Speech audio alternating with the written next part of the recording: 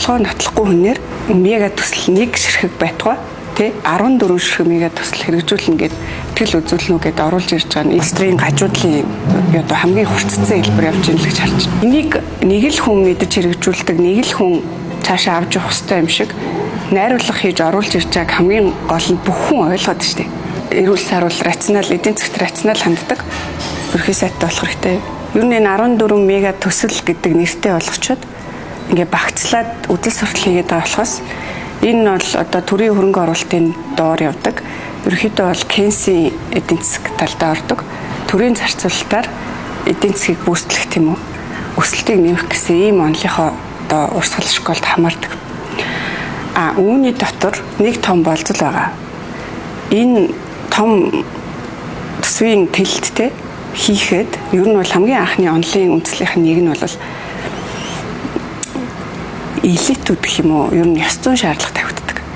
Тэгэхээр өөрөөр хэлбэл өөрөө хөрөнгө орлогоо нотолж чадахгүй тэгээ бүтэц өөрөө авилгацсан улс төр ил тод бус ийм байгаа нөхцөл мега төслийн эдийн засаг угаасаа ярихдахгүй. Тэгэхээр орлогоо нотлохгүй хүнээр мега төсөл 1 ширхэг байтугай 14 ширхэг мега төсөл хэрэгжүүлнэ гэд итгэл үзүүлнэ гэдээ оруулж ирж байгаа нь энэ бол өөрөө манай одоо улс төрийн гажуудлын одоо хамгийн хурцсан хэлбэр явж байна л гэж харж байна. Окей, бид нар мега төсөл улс орондоо хэрэгжүүлнэ гэд юу ч гэсэн тэн дээрээ тогтоод ярил л та тийм юм бол эн чинь өөрөө тухайн засгийн газрыг хэн тэргүүлж байгаас үл хамааран Монголд явсаар ирсэн цаашид одоо бодвол явагцаар байх ийм л процесс шүү дээ тийм. Энийг нэг л хүн мэдж хэрэгжүүлдэг, нэг л хүн цаашаа авч явах хэрэгтэй юм шиг найруулга хийж оруулж ирж байгааг хамгийн гол нь бүх хүн ойлгоод шүү дээ. Economics гэдэг ямыг, эдийн засгийн онол гэдэг ямыг сангийн бодлого гэж нэрлэгддэг энэ төсвийн инструмент гоё төсвийн арга хэрэгслийг бүгдийн нэг нэрийн доор энэ чинь пропаганда болгож хувиргаад үзэл суртал болгож хувиргаад үүнийхээ ард бол өөрийнхөө хувийн болоод хөрөнгө орлогын болоод тийм үү эсвэл засгийн газрын бусад бодлогын үр дүн ингээд бүх асуудлыг одоо нуугаад гэх юм уу те ард нь нуугдаад үүндээ бол энэ одоо улс оршин тогтнож байгаа юм уу бүхий л нам төр улсын их хурл засаг тийм үү тэр байтугай хэвлэл мэдээлэл нийгмийн одоо олон нийтийн зарим институцуудыг бүгдийн татан оролдуулж юм нэг юм шамбаарлуулсан тий холион бант утгасан юм хийгээд байгааг энэ чинь хамгийн гол нь олон нийт ойлгоод байна шүү дээ. Тэртээ дөрвөө засгийн газарт дэмжлэг үзүүлж байгаа улсын их хурлд эргүүлээд дэмжээч итгэвч гэдэг ийм асуудал оруулж болох юм уу? Гин чи ингээд хувь хүрээний шатнаас бүр том улсын институц ингээд маш олон давхар усны юм цагираг байдаг шиг тий олон давхар хүрээлсэн асуудал болж өрөөд шүү. Хамгийн эцсийн дүндээ явж юун дээр очиж нөхөр бид нар өнөөдөртөө бол бүхий л энэ арчлалын гол процесс тийм ээ олон нийтийн санал төлөөлөл бүх энэ систем ч өөрөө улсын хурал дээр л зангидж байгаа шүү дээ. Тэгэхээр улсын хурал өдөр засгийн газраас хараат байдалтай болцсон. Тэр нь бол энэ засгийн газар өөрөө өнцөлийн биш маягтай процессор хамтарснаас болж байна. Тэгээд тэр тогтоол дотор нь жишээ нь хамтарсан засгийн газар гэдэг нэршил нь явж байгаа байхгүй. Тэ? Тэр уул нь бол энийгээ бол манжих ёстой газар манай систем дотор байгаа шүү дээ. Цэц дүнэлт хийхгүй байна тэ. Засгийн газар болохоор өөрөө PR-ийн агентлаг шиг. Улсын их хурл болохоор түүнийх нь нэг тэ үзэл суртлын тасаг шиг. Зэгц нь болохоор тэрийг ингээд хамгаалаад дүнбэж идэг. Тэ? Ийм байдалтай байгаа гэдгээ иргэд өөрсдөө бид нар бичээд яриад мэдээд эсрүүцэл илэрхийлээд явж байгаа нь бол би үр дүн заавал гарна гэж бол итгэж байна. Бүх улсын энэ нөөц төр зангидж гин бүх төсөл хөтөлбөр төсөв тэ компаниуд төсвөө тойрч эргэлддэг ийм одоо өвчний тугал шиг боллоо тийм үү. Тэгэхээр өөрөө чи асууж байгаа цаашдаа яах юм бэ гэдэг энэ асуудал бол бид нар буцаад хизээ нөгөө маркет экономи гэдэг тийм үү анх хийж эхлүүлэх гэдээ явжсэн тэр тал руугаа бодлогоо бариад явах ерөнхий сайттай хизээ болох юм бэ тий. За өнөөдөр яг хүчин төгөлдөр үйлчилж байгаа бид нар энэ үндсэн хуулийнхаа тий 126 судалтай энэ парламентынхаа энэ ажиллагааг аль болох чадах чигнэгээрээ нормалны зүй ёсных нь одоо хэлбэрт оруулж ажиллуулахын тулд хамгийн нэгдүгüүрх нь маш энгийн. Гартсан нам засгаас гарна гэсэндээ гарах хамтарсан засаг гэдэг тий.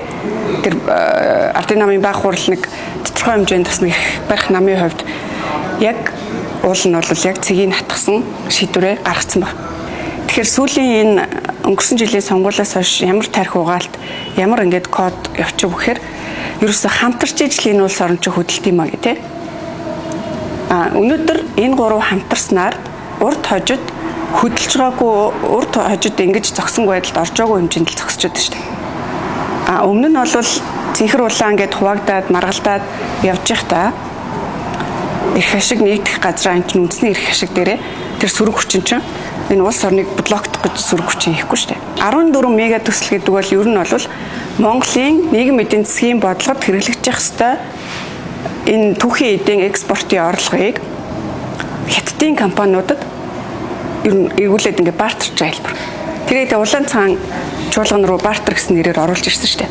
Төрийн өмч нэрээр хуж гаргаж ирлээ. Урагшаа экспортлолоо. Тэрнээсээ орлого оллоо. Тэр олсон орлогоо хятадын гүйцэтгэгчдэд, хятадын ажилчдад төллөө. Тэд нар нь орж ирээд мега төсөл хэлбэртэй 14 мега төсөлтэй.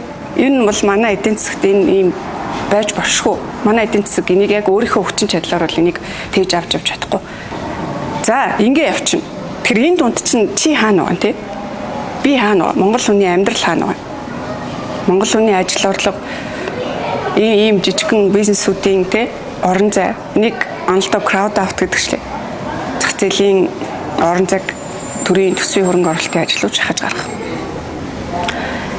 Ийм л процесс явж штэ. Өстө одоо нөгөө халахын заяа гэдэг юм уу Монголын заяа гэдэг нь одоо их бол энэ 14 бүтэн хэрэгжиж эхлэхээс өмнө бол үнэхээр юм бас манай эдийн засагт хэрэгцээтэй те хэсэг 1-2 төсөл нь хэрэгжээд бусдын нь бол одоо энэ улсын хурал эрүүл ухаантай тодорхой хэмжээний нэг common sense эдийн засгийн онлын наад захын мэдрэмж ойлгох хэрэгтэй шин. Шийдвэр гаргах хэрэгтэй.